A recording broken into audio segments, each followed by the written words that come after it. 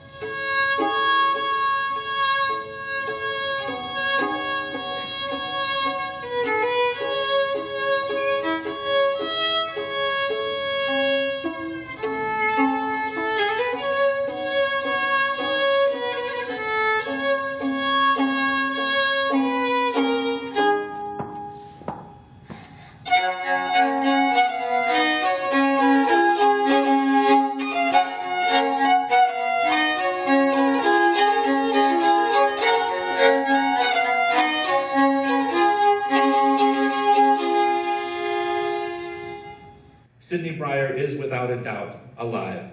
Please join me in welcoming on stage Lisa Uhl. It's my pleasure to introduce to you the director of Pontypool, Bruce McDonald. Yeah, our emotion, you know, that words of the surfboard to sort of get us there.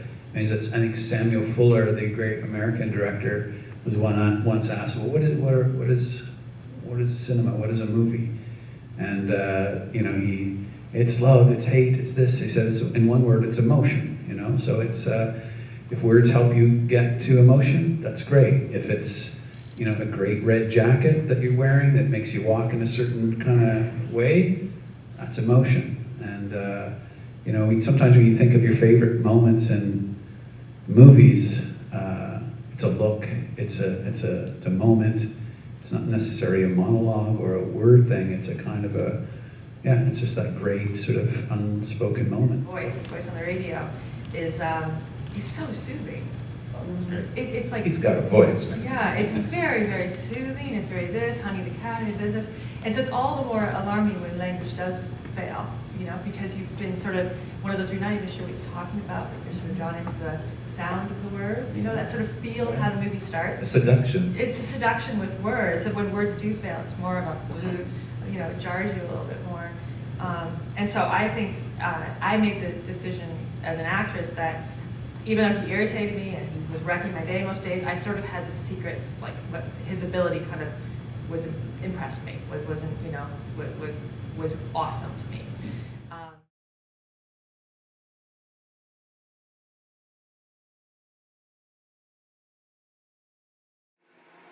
That it is not possible to love one's neighbor without sacrificing something of one's labor. And that happiness lies not in happiness, but only in the attempt to achieve it.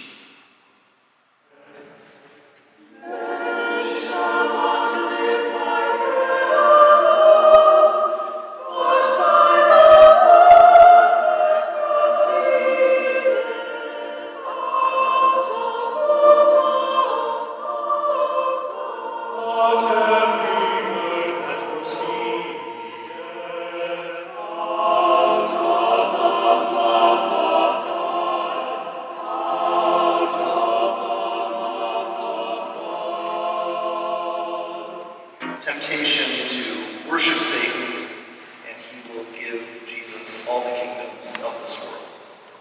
I want to be very literalistic about this. Within the terms of the story, it does not make sense unless the devil actually does have the power to give it over to you. Yeah, otherwise, it's not a real temptation, it's just play acting. It would be strange to have Matthew's account climax with a transparently false temptation, and Jesus doesn't dispute it himself. But why does Jesus refuse these three temptations? First, I think it's about economics. How to own earth area. Second, I think it's about politics. How to govern the governments of the world. And the third, I think, is about technology. How to use the most advanced wisdom known by humans.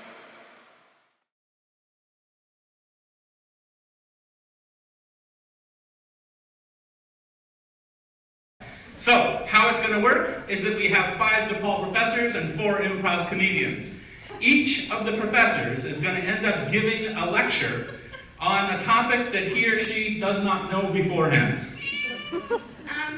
For example, this woman who's portraying a laundress at historic Fort Snelling, where I worked for 8 years and did this exact job, probably in the same wash tub.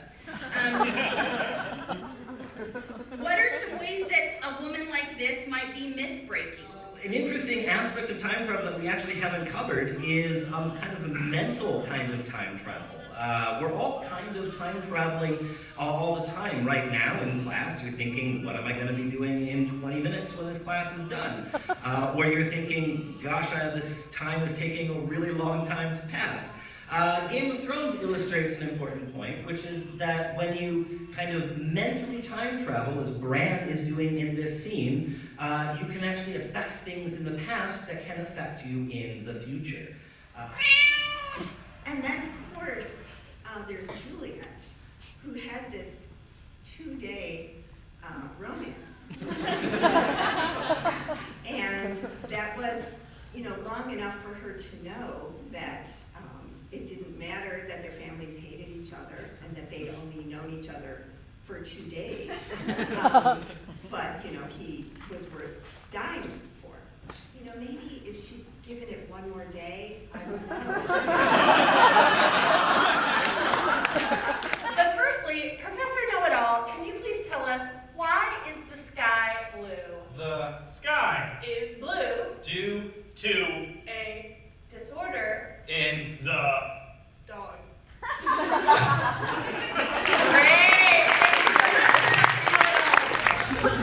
That was the disturbing clip from a disturbing film, The White Ribbon by Michael Haneke, who's an Austrian filmmaker. But the interesting thing is this group of children, which are really horrifying. I mean, I have to say, often when I see a group of children, even today, I get scared. These are a group of children. There's really no such thing as gender. But does that mean it's not real? And if it's not real, then why do women make 70% of what men make on average? That's something that's real. It has effects in our world, and yet it's not an existing thing like tables or chairs. I heard farmhand. Farmhand should inspire this scene. Oh, Mom, this is my first time doing this. I'm kind of nervous. Come on down and grab the tea.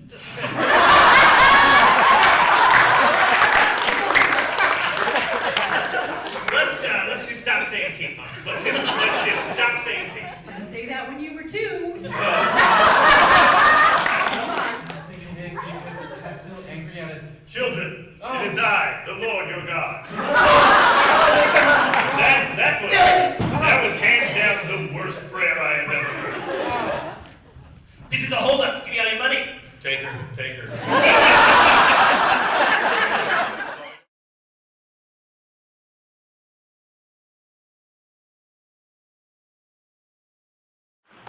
The DePaul Humanities Center is pleased tonight to present its annual Humanities Laureate Award to the water protectors at Standing Rock.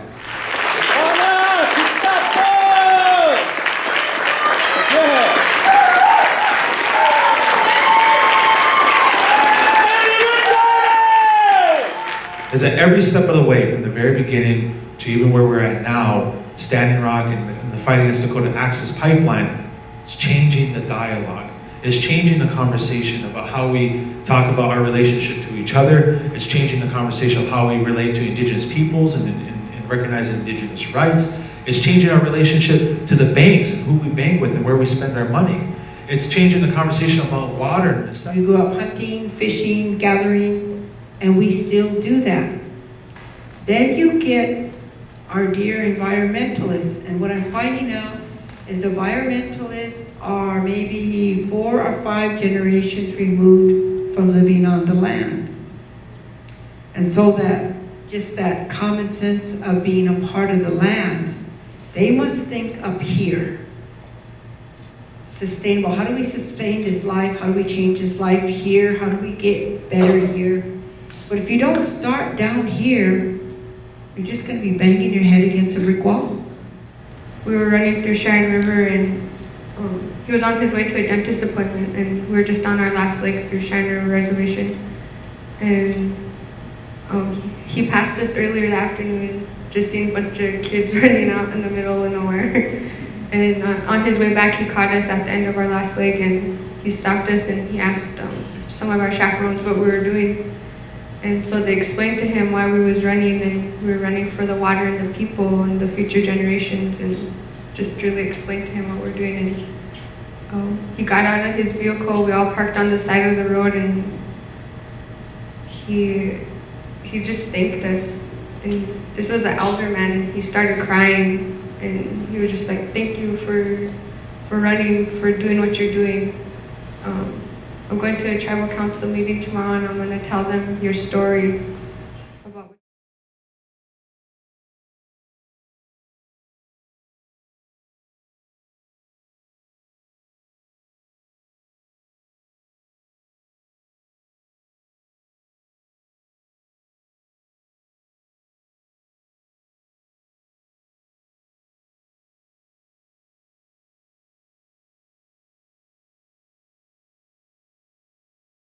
And I'm going to focus on a specific aspect of the Martian narrative, one that the title of my talk alludes to, a symbiotic culture, Earth and Mars. This theme has been especially resonant in the contemporary context and the urgency of climate change. And I think it's appropriate to kind of begin this talk by opening up the theme by reflecting on a couple of images from The Martian.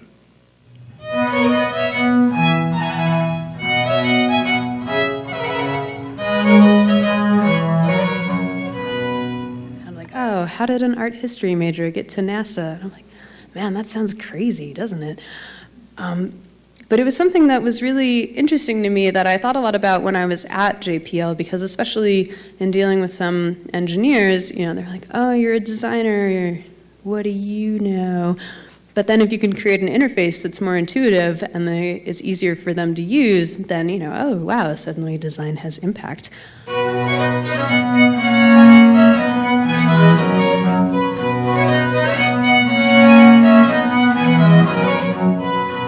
And so for this reason, I think there is real value in looking at the science of Mars precisely to undertake the primary goal of the humanities, to know ourselves. And in this case, I think we should be much more critically focused on knowing and understanding ourselves as colonizers.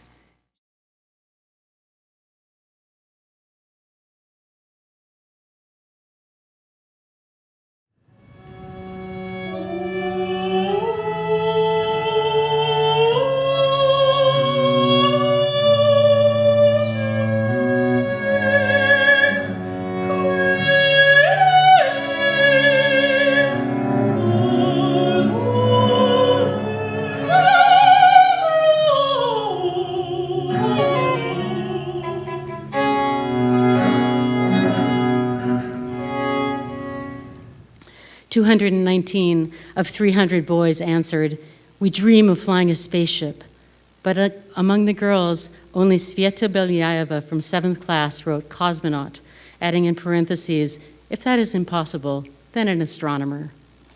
"It is possible, Sveta, it is possible," the writer enthused. "Your dream will come true."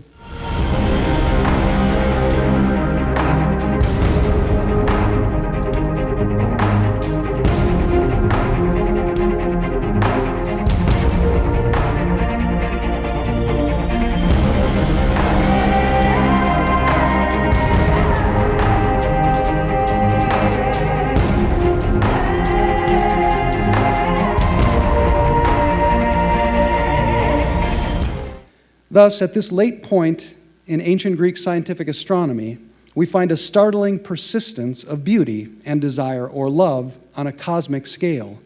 And indeed, in that little word hos, or like, that is, the ultimate cause of movement and life and being in the cosmos, works somehow like an object of desire, yearning, thought, or love.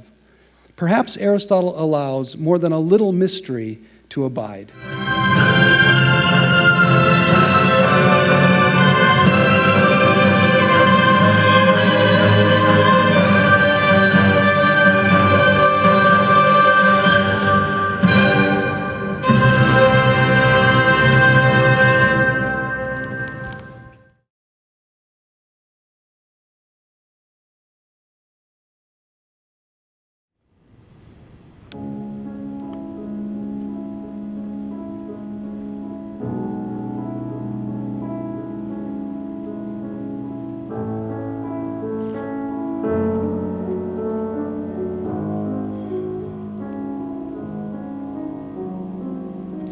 So this is the crucifixion as he painted it in a diptych. Interestingly, we see the wound not in the position where it was in the past, up here associated with the Christ figure, but down here below the cross of one of the thieves.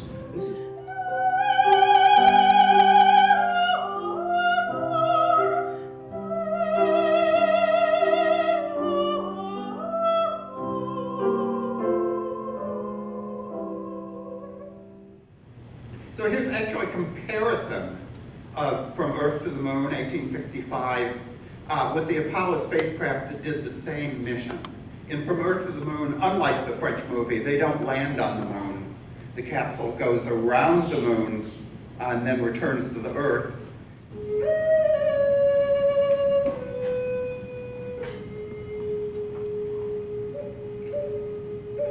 When in fact he began to throw water and clay at that one to try to lessen the brightness, but it would not lessen, and that's when he realized he had trapped the moon. And he had to release the moon to go back into the sky. But ever since then, they say moon has those pieces of clay stuck to it, making those marks on its face.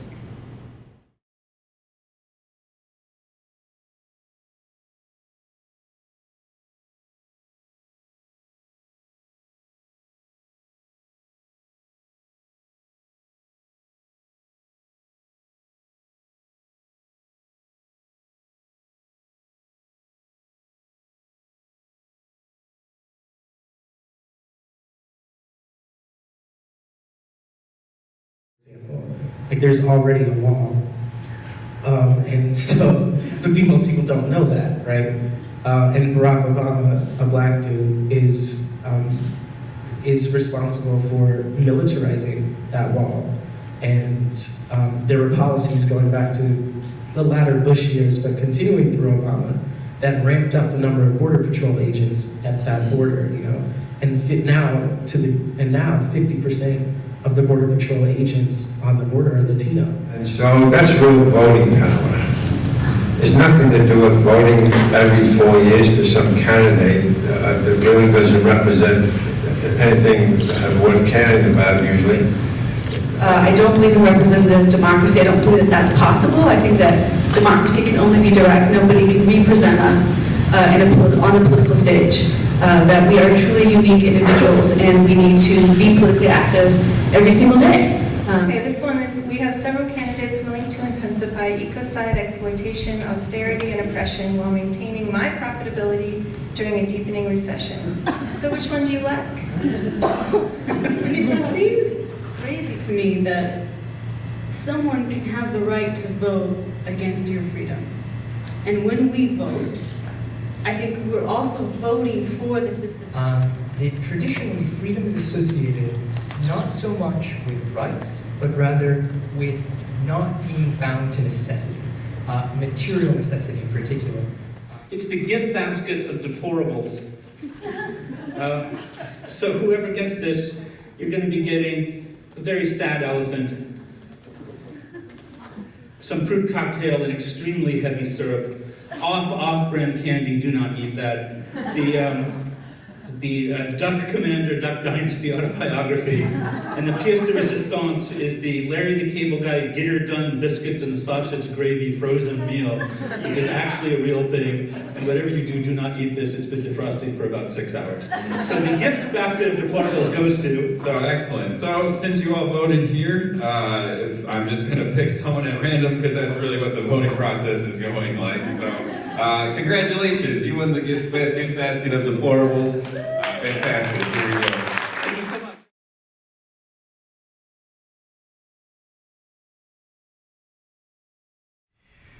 We tried to really work out what it was that's frightening about them, or scary, because they're tiny, they don't really hurt you, but it's the fact we came up with that there's something on them that's always moving. There's always something that's never settled about them. They're always ready to scuttle, or they've got a feeler moving, and that was really what we tried to do. And that was, the biggest challenge was to completely dehumanize a human body.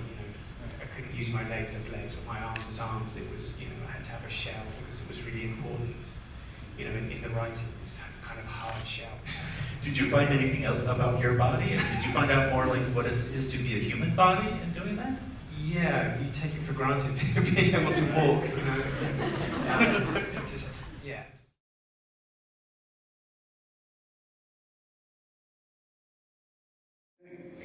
So this is the breakfast series, and it really, at the time, started off as a piece that, for me, was just exploring humor, but then exploring that humor through that pinnacle of 80s pop culture and mixing it up with my learned identity of being a Nico person.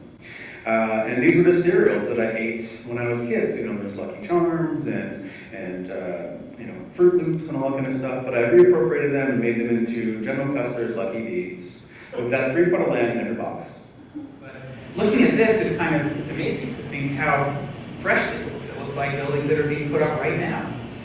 And so this building, this proposal, has become one of the most influential unbuilt buildings ever. And I have, from this drawing, derived a set of working proportions and went about making a series of sculptures made entirely out of IKEA furniture. She's choosing to celebrate African American culture and African American men in ways that hadn't been done before. This is a remarkable album because when she was asked to go into the studio and record this, Abby decided that she was not going to sing a song like How You Beat Me, Treat Me Bad, Broke Me Down. Ethel Waters had performed on Broadway, My Man's Gone Now. Billie Holiday had written Don't Explain, which is a very famous song about cheating. All of these songs about no good men. And Abby said, I'm going to do something different. There's a land of milk and honey on the river they call the Nile. And every day is bright and sunny on the river they call the Nile.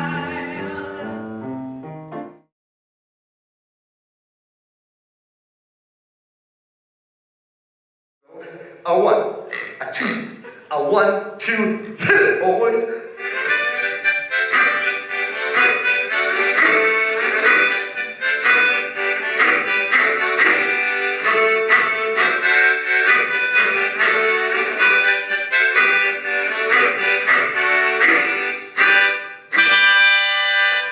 Thank you, thank you, thank you. Towns, but there are things in particular that have patterns that ripple across the traditions of the continent. So raven as a trickster is one. Wolf and spider are often seen as tricksters.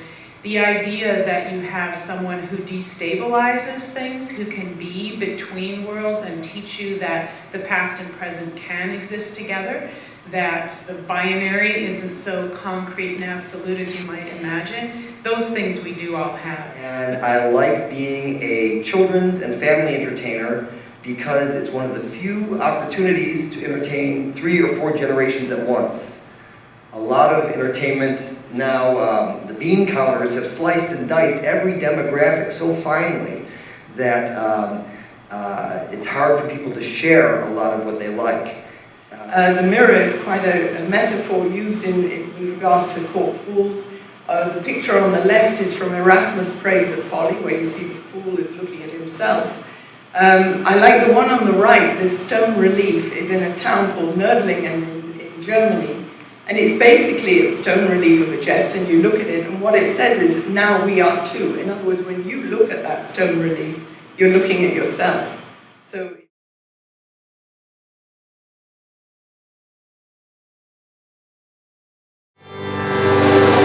Celebrating Mr. K, performs his feat on Saturday at Bishop's Gate. The hand who sings and dances is Mr. Clyde Price Liberate. Don't be late. Oh baby, how will you help my friends? Be helping my friends. How will you help my friends? Keep trying high. How will you help my friends? Be helping my friends, baby.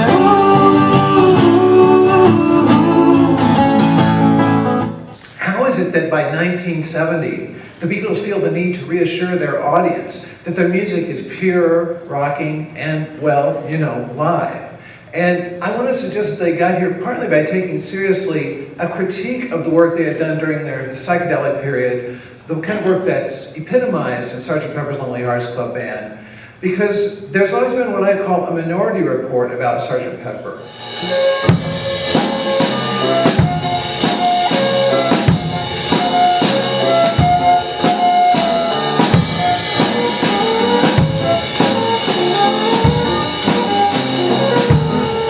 Adorno, there's a certain suspicion of melody. Adorno is suspicious of anything that people can just latch onto and feel good about. The problem for Adorno is that such aesthetic elements, even catharsis, play the role of reconciling people to a terrible world. And I, in fact, do think that there are some songs on Sgt. Pepper that have this problem, exhibit number 1 being Paul McCartney's When I'm 64. This may be sacrilege to some, but some creative reshuffling of the album would fix this. And that's where I feel that it's very unfortunate that Strawberry Fields didn't make it on the album.